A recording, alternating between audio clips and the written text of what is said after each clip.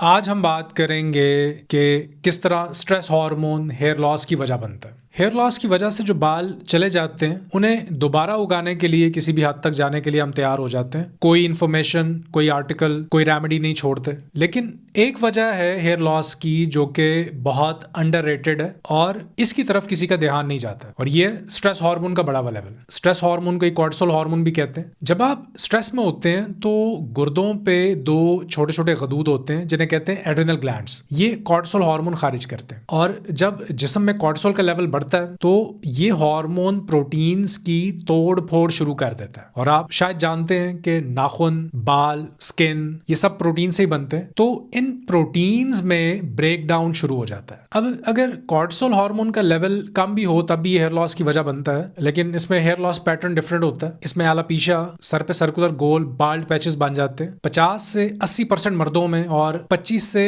40% औरतों में ये पैटर्न नजर आता है। अब स्ट्रेस की वजह से जो एड्रेनल ग्लैंड को जब शॉक लगा, कॉर्टिसोल नॉर्मल लेवल से बढ़ा, इसके नतीजे में इम्यून सिस्टम, जिस्म का मुदाफियाती निजाम डिस्टर्ब होता है। बॉडी में एक ऑटो इम्यून रिस्पॉन्स पैदा होता है, बॉडी शॉक में चली जाती है, और इस ऑटो इम्यून रिस्पॉन्स के ट्रिगर होने से जो एंटीबॉडीज पैदा होती हैं ये बॉडी के टिश्यूज को खाने लगती हैं। खास तौर पे आपके बालों की जड़ों को, हेयर रूट्स को, बालों की जड़ों को ये खोखला कर देती है। एक सीरियस ऑटोफेजी प्रोसेस शुरू हो जाता है, और ये सब हार्मोनली हो रहा होता है। इसे आप शुरू में देख नहीं पाते हैं, और इवेंचुअली ये आगे चल के हेयर लॉस की वजह बनता है। दूसरा, हेयर लॉस मेडिसिन जब आप लेते हैं तो ये आपके सर की तरफ ऑक्सीजन और नाइट्रिक ऑक्साइड की सप्लाई को बढ़ाती हैं ताकि ब्लड की सर्कुलेशन बेहतर हो, बाल गिरना बंद हो जाए। इनमें से कुछ मेडिसिन, बॉडी में एक एंजाइम होता है 5 अल्फा रिडक्टेज, इसको टारगेट करती है, यानी 5 अल्फा रिडक्टेज की प्रोडक्शन को कम कर देती है। तो फिर होता ये है कि ये एंजाइम टेस्टोस्टेरोन हार्मोन को डीएचटी में तब्दील नहीं कर पाता, क्योंकि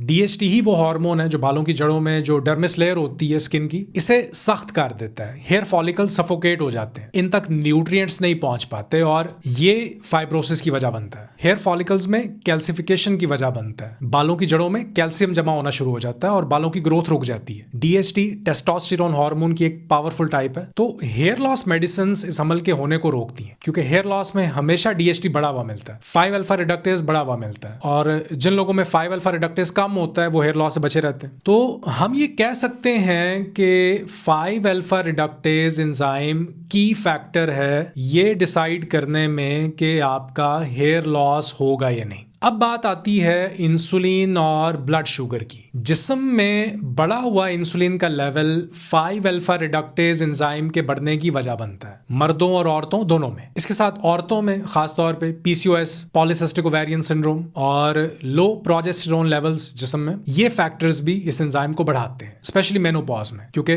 प्रोजेस्टेरोन लेवल बॉडी में कम हो जाता है, और ये वजह बनता है 5 अल्फा रिडक्टेज के बढ़ने की। एलोपेशिया की, बालों की सख्ती कम हो जाती है, बाल पतले हो जाते हैं। अब इंसुलिन को आप कैसे कंट्रोल में रख सकते हैं? तो इस एंजाइम को रोकने के लिए जो फौरी तौर पे आप स्टेप ले सकते हैं वो है low carbohydrate diet. Refined grains, मैदा, चना व आटा, पिज्जा, नान, ब्रेकफास्ट सीरियल्स, इन्हें अपनी डाइट से हटा दें। इसके साथ इंटरमिटेंट फास्टिंग शुरू करें। प्लस अगर हेयर लॉस आपका इनिशियल स्टेज पे है, मेडिसिन लेने की नौबत अगर नहीं आई अभी तक, तो अपने जिंक इनटेक पे ध्यान दें। बीफ, मटन, अंडे, फिश, दही, फिर पंपकिन सीड्स, इन्हें अपने खाने में शामिल करें। फिर आता है डीएचए, ये एक ओमेगा 3 फैटी एसिड है। इसके साथ है जीएलए जो कि ओमेगा 6 है, ज्यादा मिकदार में आपको नहीं चाहिए होता। तो ये सब एसेंशियल फैटी एसिड्स हैं जिन्हें अपनी डाइट में आप शामिल करें। इनकी कमी भी हेयर लॉस की वजह बनती है, और ये सब नेचुरल इनहिबिटर्स हैं 5 अल्फा रिडक्टेज के। ये डाइटरी सप्लीमेंट्स की कैटेगरी में आते हैं। इनके साथ आता है सॉ पल्मेटो, ये एक और डाइटरी सप्लीमेंट है जो बहुत इफेक्टिव है हेयर लॉस में। एक सिंपल टेस्ट आप घर में कर सकते हैं ये जानने के लिए कि आप में हेयर लॉस की शुरुआत तो नहीं हो रही। अंदाजे से